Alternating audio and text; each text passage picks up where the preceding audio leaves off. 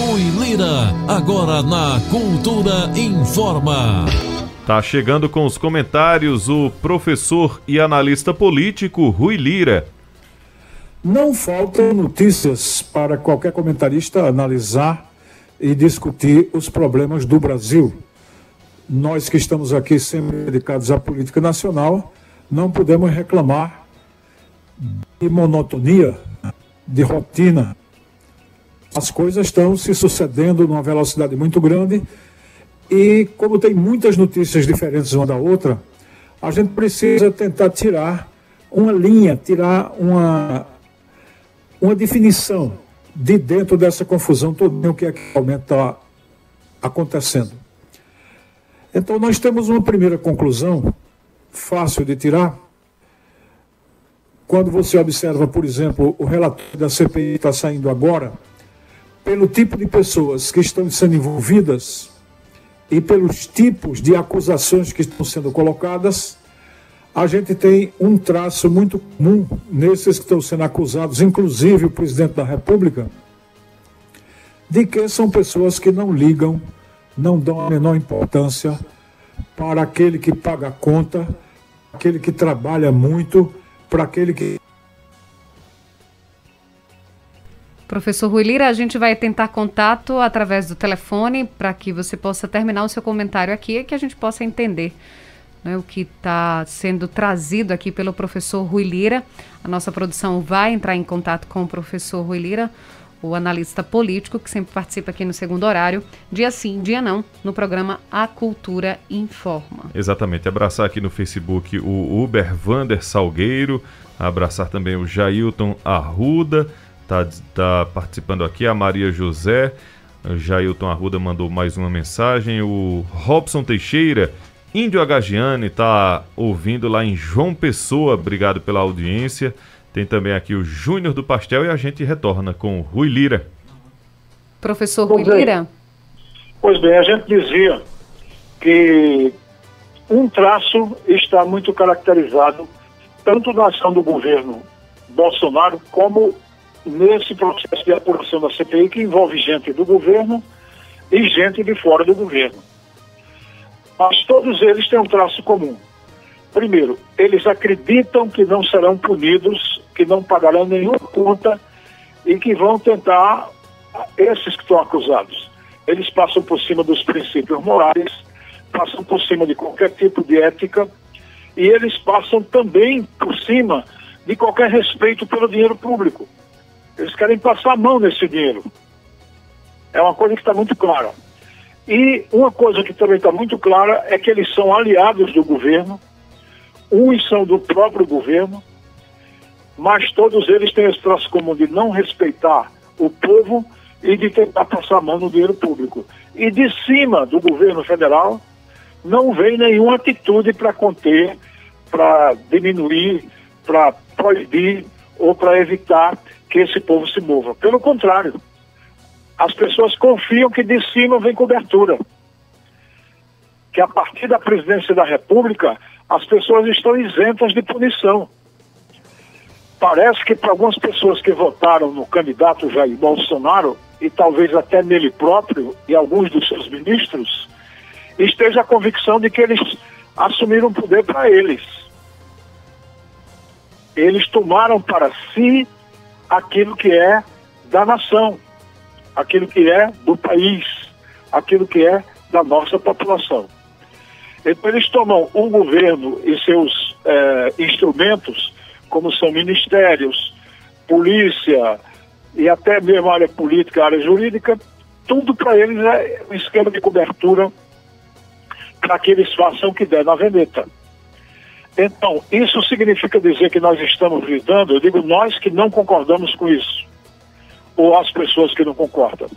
Nós estamos lidando com pessoas que são absolutamente atrasadas em matéria de mentalidade democrática e civilizatória, e vamos explicar. Quem é contra a democracia é quem não respeita o povo, quem não procura o povo para se apoiar, para ter suporte. E quem é atrasado do ponto de vista civilizatório é que não vê que a função de governo é atender os interesses principais do cidadão. Ou seja, o direito à vida, o direito à saúde, o direito à educação, o direito a sonhar com a felicidade e a ter aqui hoje alguma compensação pelo trabalho com que a pessoa, como diz o Eclesiastes, o livro da Bíblia, com o trabalho com que a pessoa se afadiga e sofre debaixo do sol. Então, nós estamos diante de um processo de pessoas, um conjunto de pessoas que não é tão pequeno assim, que acreditam que o poder é uma propriedade privada, é uma propriedade pessoal deles. Então eles podem pegar um avião da FAB e lotar de gente para mandar para um casamento, eles podem criar uma comitiva que não tem tamanho para ir preparar uma viagem inútil do presidente a Dubai ou qualquer lugar, eles podem atacar pessoas, agredir, mentir e fazer aquilo que dá na veneta. E o principal exemplo disso é esse caso que a gente está tendo agora com o YouTube e com o Facebook, tirando do ar, banindo temporariamente, ao menos, pela primeira vez na nossa história, o presidente da República de live ou de qualquer coisa que ele possa veicular nessas redes sociais. Eu não vou discutir agora aqui uma segunda questão, que essas redes têm ou não têm esse direito. Mas vamos discutir a questão que dentro do que eles estão colocando, merece respeito àquilo que está sendo colocado. O que é que o YouTube e o Facebook estão dizendo para banir Jair Bolsonaro? Eles estão dizendo que não aceitam mentira, não aceitam a tal fake news a respeito de questões que envolvam a vacina e que, desse modo, desestimulem, afastem as pessoas da vacinação. Faz parte da política dessas redes sociais não aceitar esse tipo de comportamento. E, recentemente, o presidente da República, mais uma vez, de maneira descabida, porque ele não tem autoridade para estar veiculando notícias sobre a questão sanitária. Ele não é médico, ele não é ministro, e ele claramente ele não tem a menor competência, ele não tem a menor luz intelectual, a menor capacidade de inteligência para estar falando coisas a respeito de ciência e a respeito de doenças e de vírus ou qualquer coisa semelhante. Então ele pegou uma notícia da Inglaterra, de um site de direita que é igual à mentalidade do presidente daqui do Brasil. Aí o nosso presidente pega esse site, essa notícia, traduz, não confere e joga no ar, que a vacina é capaz de criar as condições para a pessoa ser contaminada pela AIDS. Quando a AIDS é uma outra questão, é um outro tipo de doença, é um vírus, tem um tratamento, inclusive, precoce até, isso existe na AIDS, a possibilidade de alguma prevenção, ou seja, mistura tudo, mas procura aparecer, procura colocar uma questão para gerar notícia, para gerar confronto, para gerar confusão, que é o hábito, é um dos hábitos que o presidente tem tido. Fazer o país perder tempo, fazer o país se ocupar de questões secundárias que não dizem respeito à vida do povo, à situação real das pessoas, que é a inflação, a alta do combustível, a alta da comida, a falta de emprego. Então, por conta dessa conversa mole que ele fica colocando lá, ele é punido agora pelas redes e está afastado por uma semana, por exemplo, do YouTube. Ele não pode falar, não pode veicular nada no YouTube, porque a rede não aceita a presença dele lá. Então isso, além de ser uma desmoralização para qualquer pessoa, não só é para ele o presidente, isso mostra o grau de atraso, o grau de primarismo, o grau de estreiteza com que a gente está sendo obrigado a conviver a partir das ações do próprio presidente da República. No outro lado da questão, aí a gente vai ver uma coisa pior.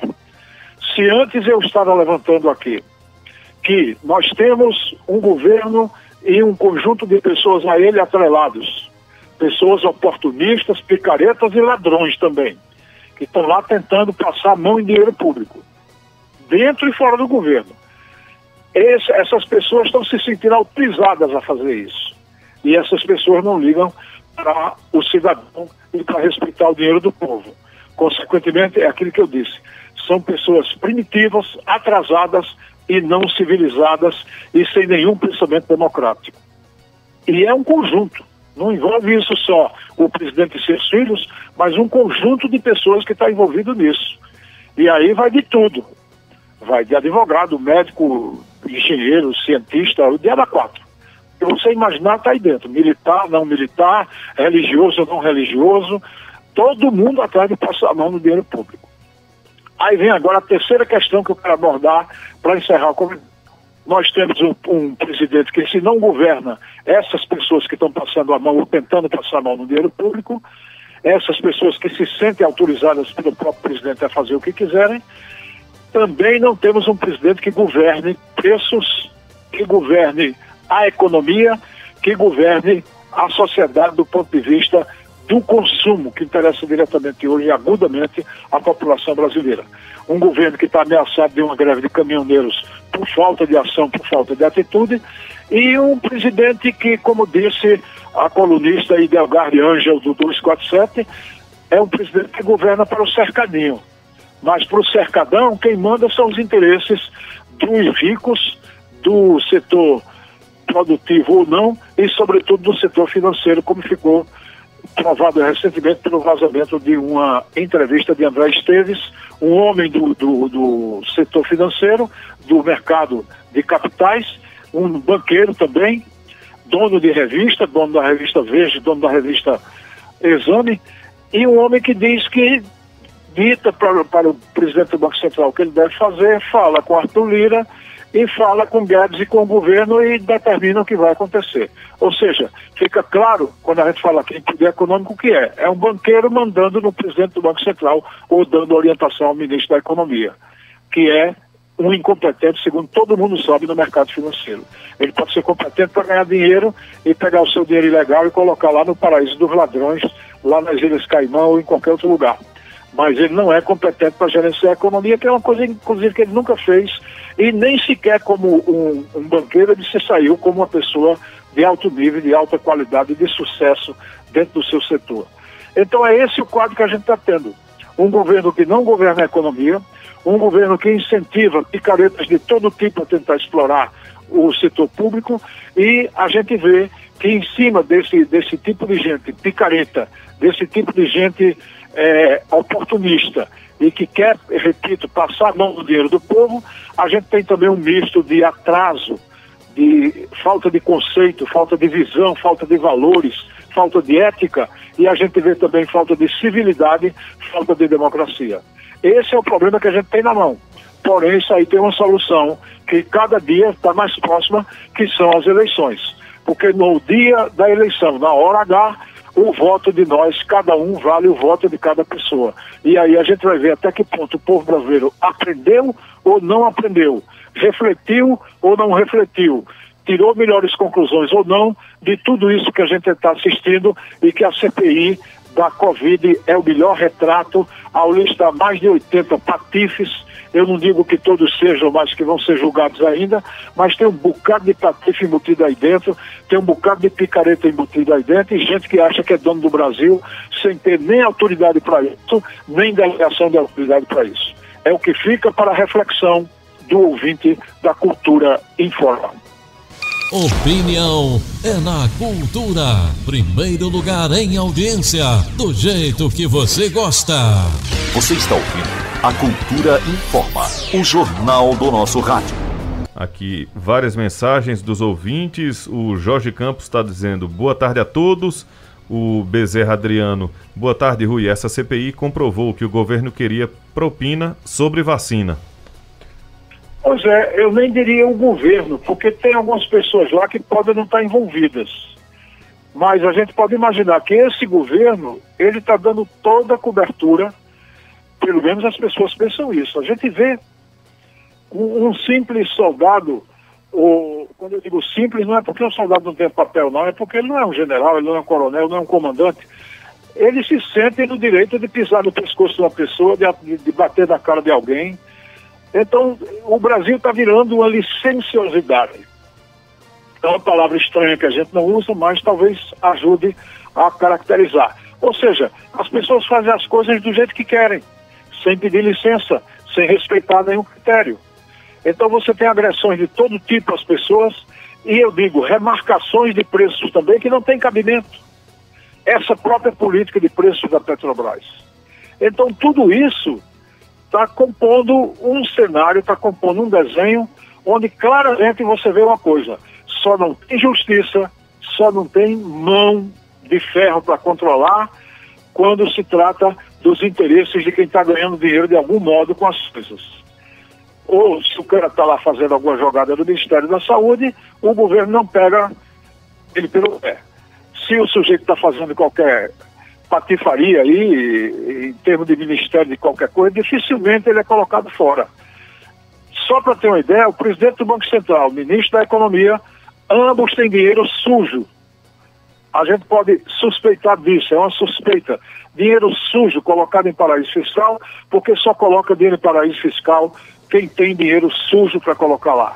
E outra, dinheiro sobrando num país onde as pessoas estão catando lixo dentro do caminhão e dos despejos de lixo dos supermercados. É uma coisa que está acontecendo no Brasil. E esses caras com 40, 50 milhões de reais, ou quem sabe quanto em paraíso fiscal. Então, essa bagunça, essa licenciosidade que está acontecendo, ela atinge de alto a baixo o governo e quem não é governo. Então, a gente tem que estar atento a isso, porque se a corrupção é um problema sistêmico no Brasil, nós temos que tratá-la como um problema sistêmico, como estamos tratando a Covid.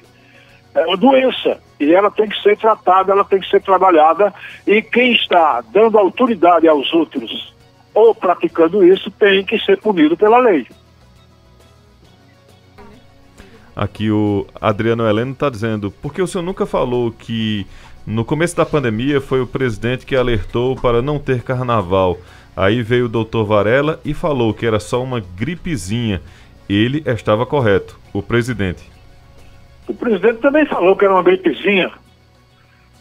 Eu não entendo como é que você, amigo ouvinte, você é capaz de defender uma pessoa que se negou a comprar vacina.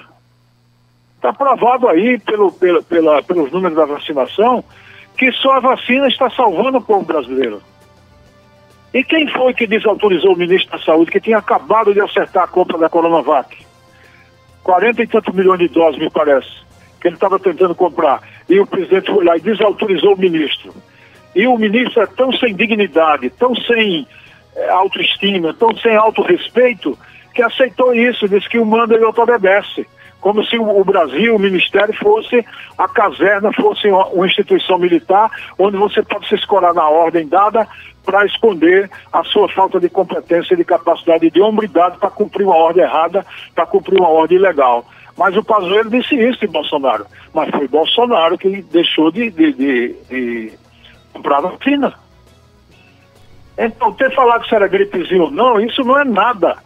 Não é nada comparado ao sujeito que não comprar vacina e as pessoas morreram porque ele não comprou vacina.